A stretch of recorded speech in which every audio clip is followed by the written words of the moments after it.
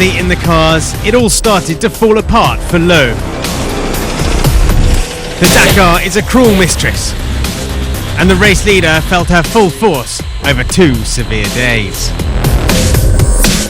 It's been a rough second week for Peugeot and far from plain sailing for Peter Hansen. Despite everything, we're still here. We're still in the race. Peugeot still have a car in the lead, Carlos Sainz, and his beast raging at the front of the pack. The balance is positive, but I think Nasser is still close enough to get there first. It's full attack mode for the Mini driver. No quarter given to achieve his singular goal. 14 minutes is nothing. I believe myself, I believe the teams, and now we are here, to win Dakar.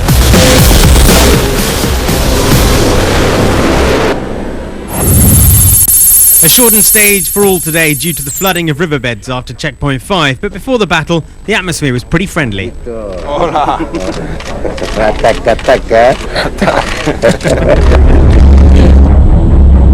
Winner of his second stage yesterday and the overall leader, Carlos Sainz would take up first of the cars, albeit behind 5 bikes.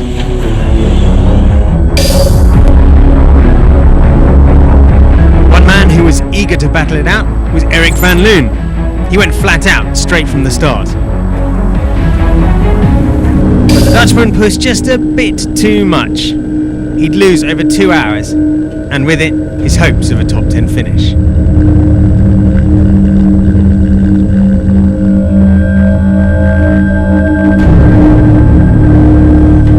Flat out as well, Nasser Al-Attiyah had decided to give it all he had to try and claim a third Dakar crown.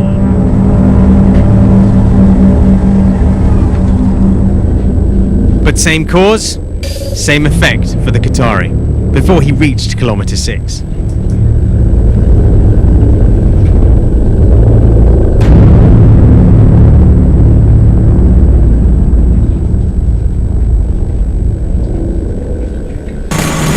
On the first part of the stage, Carlos Sainz was muy espectacular.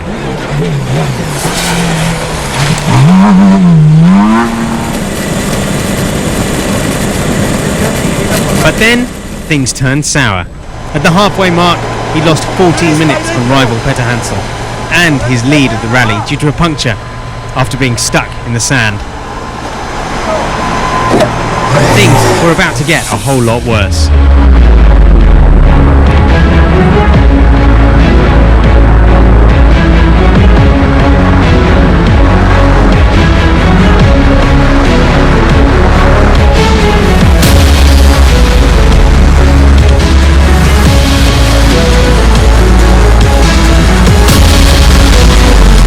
Despite his early roll, Nasser Al-Attiyah tried to reduce the gap in his damaged Mini.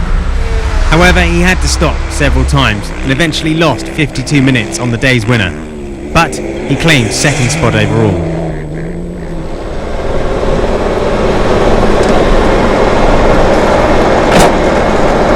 Now we are second overall. Just we need to stay in this position. It's good for you? For today, yes, it's good for me. At kilometre 2:13 at the stage, that was where things went wrong for Carlos Sainz. All his hopes of winning a second crown after 2010 faded away.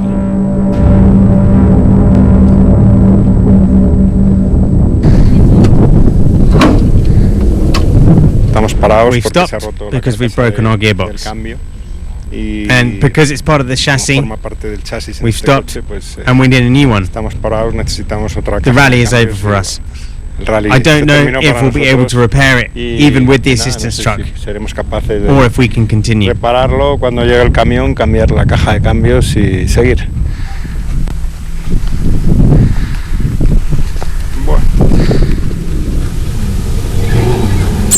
On the other hand, it was an outstanding day for South African Mark Corbett. His black buggy lacks a little bit of reliability, but certainly has the speed. He got 10th fastest time on the day.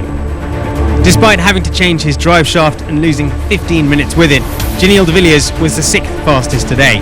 The South African climbs on top of the podium in 3rd spot and now starts to put the pressure on Al-Attiyah. Best performance ever today for Cyril Desprez in his Peugeot. The Frenchman clocked the second fastest time and was just 5 minutes adrift of the win. And he isn't called Monsieur Dakar for nothing. When things get tough, Stefan Petterhansel always has an answer. The Frenchman was flying. Fastest at the halfway point, he would go on to win his third stage of this edition. And of course, take the overall lead with a comfortable advantage over Nasser Al-Attiyah. Exactly 1 hour.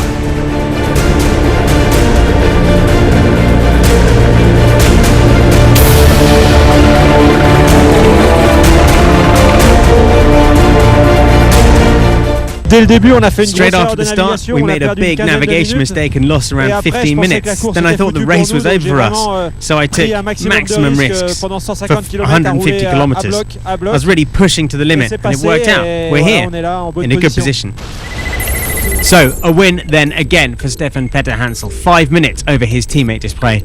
Vasiliev, a great result for him in his Hilux in third, ahead of Nani Roma, his first top 5 finish of the rally.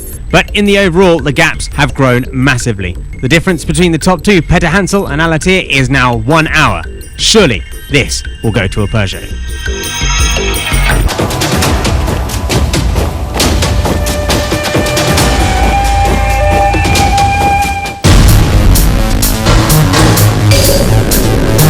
I want to try later. The loop around Belen was to be one of the toughest of this 2016 Dakar, and with the extreme temperatures, sand and navigation, it met all expectations.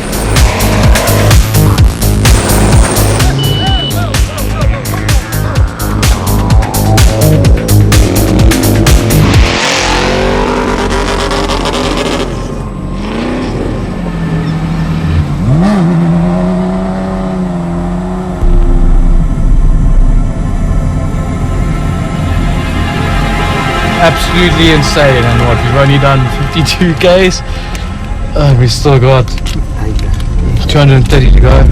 Absolutely finished. Absolutely shattered. I'm going to fall asleep before we get home. He's going to have to do the navigation and driving.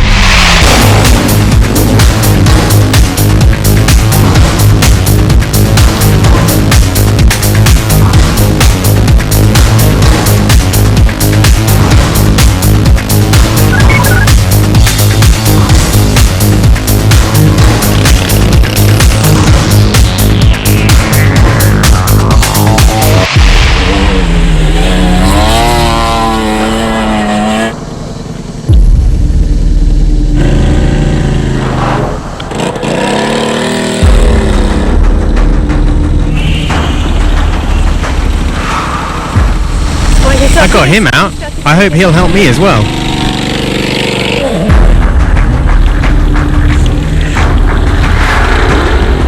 The fuel pump's not pumping.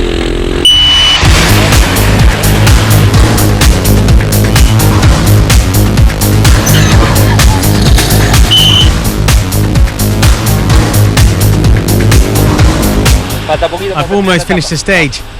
Anyway, hi to Nikin and to Rio Negro. También en Río Negro.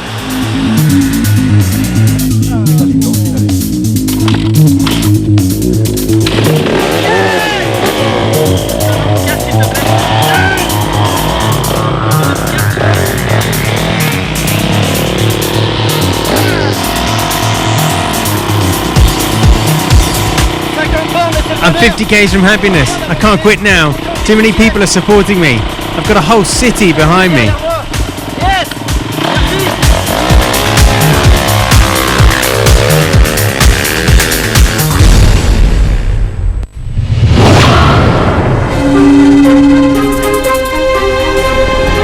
Gerard de Roy is doing the job that his dad, Jan, would have done, ruling over the second week of the Dakar.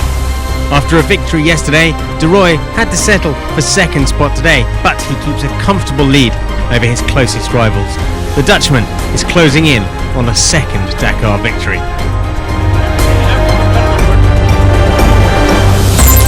It was another great day for rookie Villagra. He took 5th spot today, and if he wants to finish on the podium in his first attempt in the truck, he'll have to show the same kind of pace in the next few days. Today he's 1 hour and 33 minutes behind de Roy. It It was a fantastic performance by both Pascal Debar and his Renault truck. The Dutchman took his first ever success on the Dakar. In the truck that won the Morocco Rally, Debar is showing that he has weapons to do well on the Dakar, and he enters the top 10 of this edition. Man of the day number 2 is without a doubt Teruhito Sugawara. The Japanese driver managed to bring his Hino truck into the top positions today.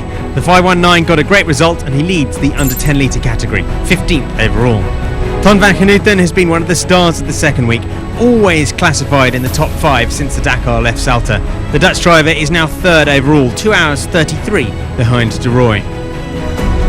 But what of the Kamaz? Well, fastest at checkpoint 1 was Eduard Nikolaev, but he lost time in the second part of the stage.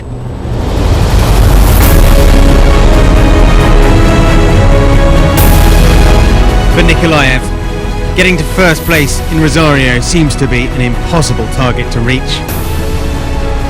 As the day wore on, the Kamaz was stuck out on the stage. And right now, he's still expected at the finish. Time slipping away.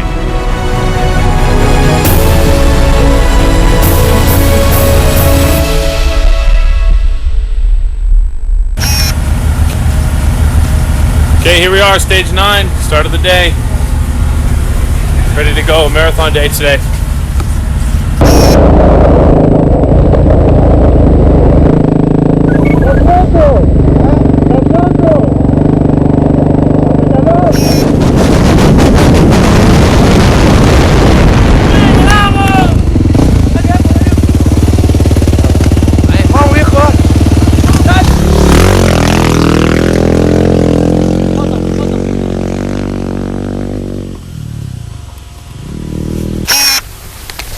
It's day 9, 10, don't know anymore, and it's really hot, and we're trying to find a route through the camel grass and the soft sand, and about to enter another dry riverbed, and it's just boiling hot, so just taking 5 minutes in the shade and I'll crack on again.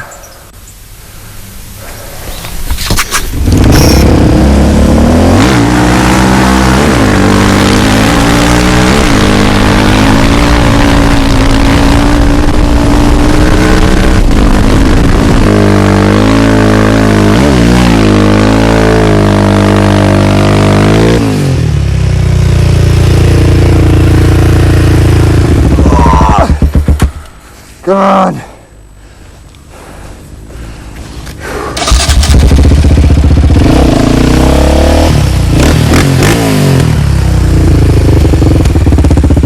I'm at the first CP and they've cancelled the race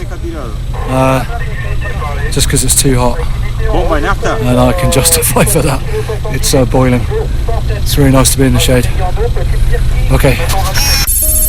Tomorrow, stage 11 of 13, time is running out for gaps to be closed up. We stay close to the Andes on our way to San Juan. And as the bivouac nestles in the shadow of the mountains in the province of La Rioja, the competitors prepare to slug it out once more when the adventure continues tomorrow in Argentina.